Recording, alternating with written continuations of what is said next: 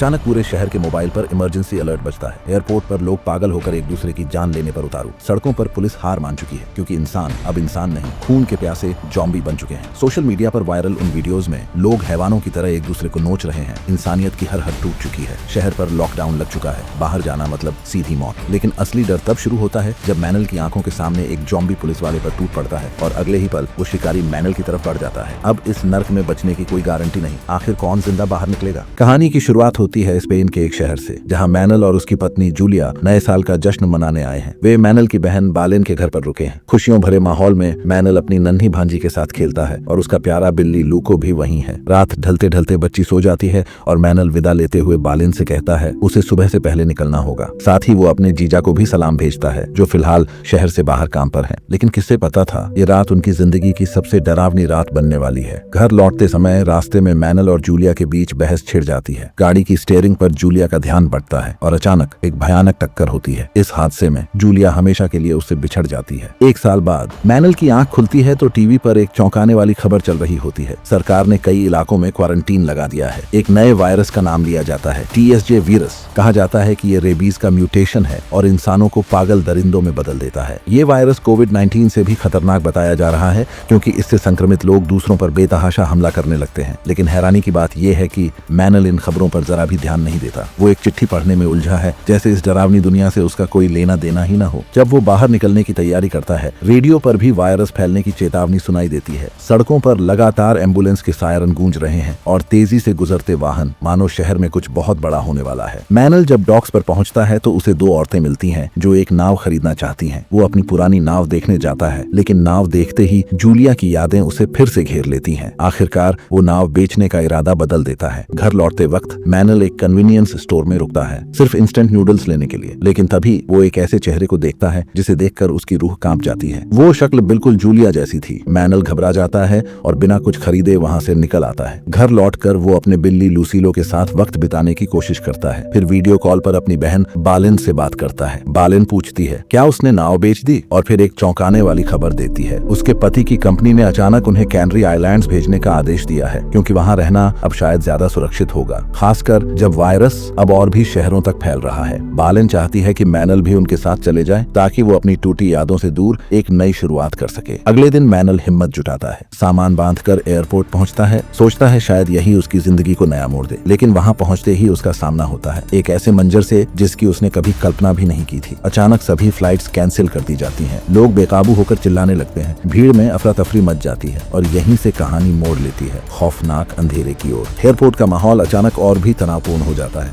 सबके मोबाइल पर emergency alert चमक उठता है। भीड़ में से एक गुस्साए यात्री का पारा इतना चढ़ जाता है कि वो सुरक्षा अधिकारी की बंदूक छीन लेता है। हवा में लहराती उस बंदूक के साथ पूरे टर्मिनल में हाहाकार मच जाता है। लोग चीखते चिल्लाते बाहर की ओर भागने लगते हैं। मैनल किसी तरह अपनी गाड़ी तक पहुंचता है, लेकिन रास्ते में भारी ट्रैफिक जाम उसका इंतजार कर रहा होता है। हर कोई उसी अलर्ट से डरा हुआ है और शहर से निकल भागना चाहता है। रेडियो पर खबरें और भी डरावनी निकलती हैं। सरकार ने पूरे शहर को लॉकडाउन करना शुरू कर दिया है। एयरपोर्ट पर जो अफरा तफरी उसने देखी थी, वही अब पूरे शहर में फैलती जा रही है। मैनल समझ जाता है कि गाड़ी में फंसा रहना जानलेवा हो सकता है। वो गाड़ी छोड़कर पैदल घर की ओर निकल पड़ता है। करीब 5 घंटे तक लगातार चलते रहने के बाद आखिरकार वो अपनी कॉलोनी पहुंचता है। वहां पहुंचकर जो नजारा वो देखता है, उसकी रूह कांप उठती है। पुलिस कर्मी एक शख्स को काबू करने की कोशिश कर रहे हैं जो साफ साफ TSJ वायरस से संक्रमित है, और उसका व्यवहार बिल्कुल इंसान जैसा नहीं बल्कि किसी खूंखार जानवर जैसा है। अगली सुबह फोन पर बहन बालेन की कॉल आती है। वो बता रही होती है कि उनका परिवार कैनरी आइलैंड्स सुरक्षित पहुंच चुका है। सौभाग्य से उनकी फ्लाइट अलर्ट से पहले ही निकल गई थी। बालेन मैनल को समझाती है अब पूरा शहर लॉकडाउन में है। यहाँ तक कि यूरोप का सबसे बड़ा शहर म्यूनिक भी क्वारंटीन कर दिया गया है। अब ये साफ हो चुका है कि TSJ वायरस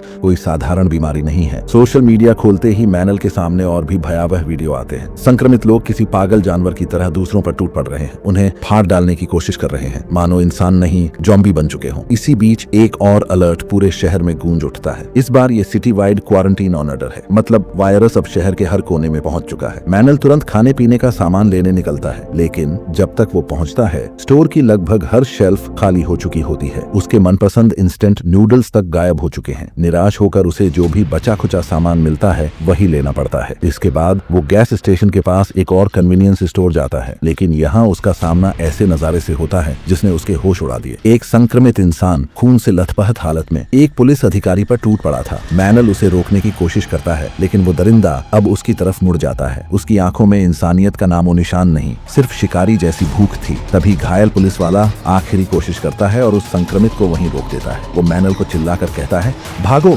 औरों के आने से पहले यहाँ से निकल जाओ। मैनल किसी तरह जान बचाकर घर लौटता है। अब वो और ज्यादा देर नहीं करता। इंटरनेट खंगालकर ज़ॉम्बी वायरस से बचाव के तरीके पढ़ता है। लोहे की ग्रिलें, मजबूत ताले और जो भी साधन मिलता है उससे अपना घर किले की तरह सुरक्षित बना लेता है। कुछ दिन बाद सरकार इलाके में ऐलान करती है, हर किसी को बसों से क्वारंटीन सेंटर ले जाया जाएगा। जो भी इनकार करेगा उसे नेशनल सिक्योरिटी लॉ का उल्लंघन मानकर सजा दी जाएगी। लेकिन मैनल अड्डा रहता है। वो किसी भी कीमत पर अपना घर छोड़ने को तैयार नहीं है। 2 हफ्ते बीत जाते हैं। पूरा पड़ोस खाली हो चुका है। अब वहाँ बस अकेला मैनल बचा है। उसका खाना भी लगभग खत्म हो चुका है। सप्लाई खोजने के लिए वो आसपास के छोड़े हुए घरों में घुसना शुरू करता है, लेकिन हर जगह खाली शेल्फ और टूटे दरवाजे ही मिलते हैं। तभी एक घर में उसकी नजर ऐसे दृश्य पर पड़ती है जिसने उसके सारे अंदाजे बदल दिए। वहाँ अब भी कोई जिंदा था, एक बुजुर्ग औरत, गैब्रिएला। वो भी बाकी लोगों की तरह निकली नहीं थी। दोनों के बीच बातचीत होती है। मैनल उसे बताता है कि उसे खाना ढूंढने में कितनी दिक्कत हो रही है, लेकिन गैब्रिएला शांत रहती है, मानो उसे इस शहर की हर गली कूचे का राज पता हो। उसकी मदद से मैनल को एक ऐसा घर मिलता है जिसमें खूब सारा खाने का सामान जमा है, और वहीं उसे एक और चीज मिलती है, एक डर्ट बाइक, जिससे वो पूरे इलाके में और तेजी से सामान खोज पाएगा। मैनल सोचता है कि शायद किस्मत ने उसे अब एक नया साथी और एक नया सहारा दे दिया है, लेकिन उसे ये अंदाजा नहीं कि असली तूफान अभी आने वाला है। गैब्रिएला और मैनल एक दूसरे के साथ बैठकर खाना खाते हैं। बातों बातों में दोनों अपनी जिंदगी की कहानियां बांटते हैं। मैनल अपनी पत्नी जूलिया को याद करता है, वो हादसा जिसने 1 साल पहले उसकी दुनिया ही छीन ली थी। रात ढलती है। मैनल अपने घर लौट आता है, अपनी बिल्ली लूको को खिलाने। रेडियो ट्यून करते करते अचानक एक अजीब सी आवाज सुनाई देती है। कोई कह रहा होता है कि उसके पास नाव है और वो कैनरी आइलैंड्स की ओर निकल रहा है। अगली सुबह मैनल सोचता है गैब्रिएला को भी साथ ले चले, उसे अकेले छोड़ना सही नहीं होगा। लेकिन जब वो उसके घर पहुंचता है तो उसका दिल टूट जाता है। गैब्रिएला अब इस दुनिया में नहीं रही। गम में डूबा मैनल जैसे ही बाहर निकलता है, अचानक उस पर एक संक्रमित औरत हमला कर देती है। उसकी आंखों में सिर्फ खून की प्यास होती है। मैनल पूरी ताकत से उससे लड़ता है और आखिरकार एक स्पीयर गन से उसे मार गिराता है, लेकिन जीत के बावजूद उसके भीतर गहरी बेचैनी घर कर लेती है। क्या उसने सच में एक इंसान की जान ले ली या ये सिर्फ एक दरिंदा थी? अब मैनल और देर नहीं करता, अपनी बिल्ली लूको को साथ लेकर डर्ट बाइक पर सवार होता है और निकल पड़ता है डॉक्स की ओर। उम्मीद सिर्फ एक, शायद वहां से कोई नाव मिल जाए जो उसे कैनरी आइलैंड्स पहुंचा दे। लेकिन जब वो शहर के किनारे बने क्वारंटीन सेंटर पहुंचता है तो सामने का नजारा उसके होश उड़ा देता है। पूरा कैंप सुनसान पड़ा है। जहां इंसानों की भीड़ होनी चाहिए थी वहां बस सन्नाटा है। मुख्य सड़क पर लोहे के फाटक लगे हैं, इसलिए मैनल जंगल के रास्ते निकलता है, लेकिन वो रास्ता और भी डरावना निकलता है। चारों तरफ से सैकड़ों ज़ॉम्बी उस पर टूट पड़ते हैं। वो बाइक भगाते भगाते डेड बॉडीज के ढेर से टकरा जाता है और गिर पड़ता है। बाइक स्टार्ट नहीं होती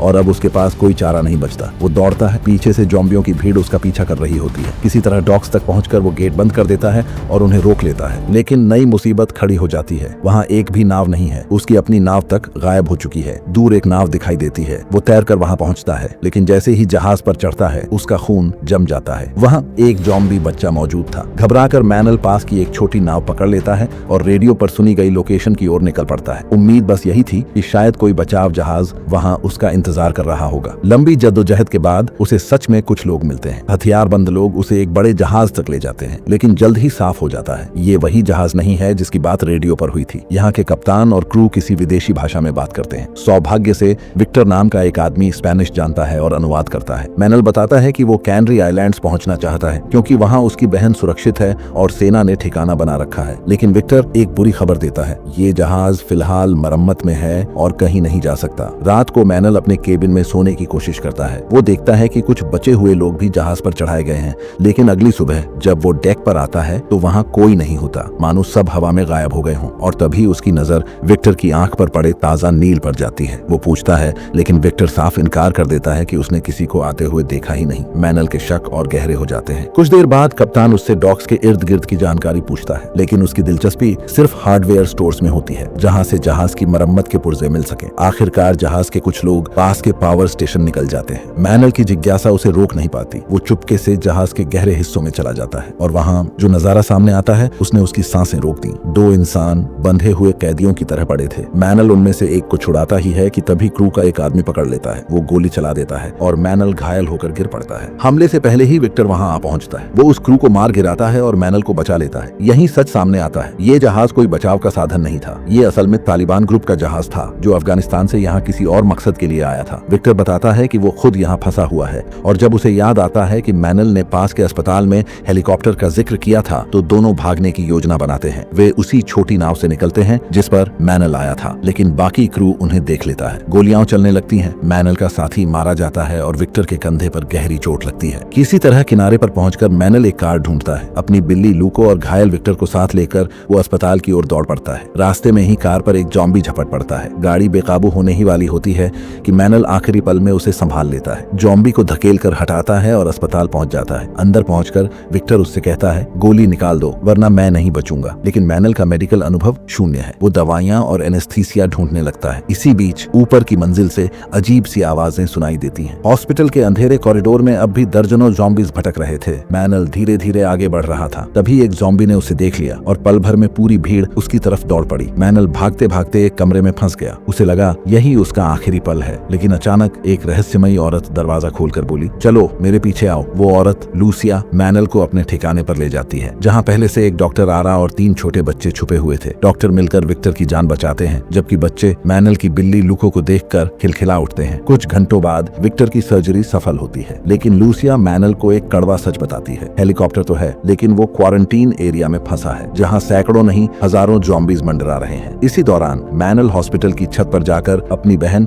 बेलन के वीडियो मैसेज देखता है। उसके मैसेज में डर साफ झलक रहा था। वो बार बार पूछ रही थी, भाई तुम जिंदा हो ना? लेकिन राहत का ये छोटा पल जल्द ही खामोशियों में खो जाता है, क्योंकि उसी वक्त हॉस्पिटल के गलियारों में गोलियों की आवाज गूंज उठती है। तालिबान के लोग हेलीकॉप्टर ढूंढने पहुंच चुके थे। मैनल घबराकर सबको कहता है, हमें अभी निकलना होगा वरना देर हो जाएगी। सब मिलकर जलते हुए कॉरिडोर को पार करते हैं, लेकिन अचानक एक जॉम्बी आरा पर टूट पड़ता है। मैनल उसे बचाने की कोशिश करता है, मगर जहर उसके खून में उतर चुका था। आरा आखिरी सांस में कहती है, मुझे यहीं छोड़ दो वरना तुम सब भी मर जाओगे। भारी दिल से मैनल और बाकी आगे बढ़ते हैं। हेलीकॉप्टर तक पहुंचते ही उनकी सांसें थम जाती हैं। सामने पूरी जॉम्बीज की फौज खड़ी थी। वे सब एक आयरन फेंस का घेरा बनाते हैं और चुपचाप भीड़ के बीच से निकलने की कोशिश करते हैं, लेकिन छोटी सी आवाज पूरी भीड़ को उनकी तरफ खींच लाती है। जॉम्बीज दीवार पर चढ़ने लगते हैं। मैनल और लूसिया पूरी ताकत से उन्हें रोकते हैं। आखिरकार हेलीकॉप्टर तक पहुंचकर वो सब उसमें सवार हो जाते हैं, लेकिन तभी तालिबान के सैनिक आ धमकते हैं। गोलियों से रास्ता साफ करते हुए वे चिल्लाते हैं, हेलीकॉप्टर छोड़ो वरना सबको गोली मार देंगे। मैनल जानता था कि सीधा टकराना मौत है, इसलिए उसने दूसरा दरवाजा खोल दिया और पूरा का पूरा जॉम्बी का सैलाब तालिबान पर टूट पड़ा। अराजकता के बीच हेलीकॉप्टर हवा में उड़ान भरता है। नीचे जॉम्बीज, गोलियां और चीखें,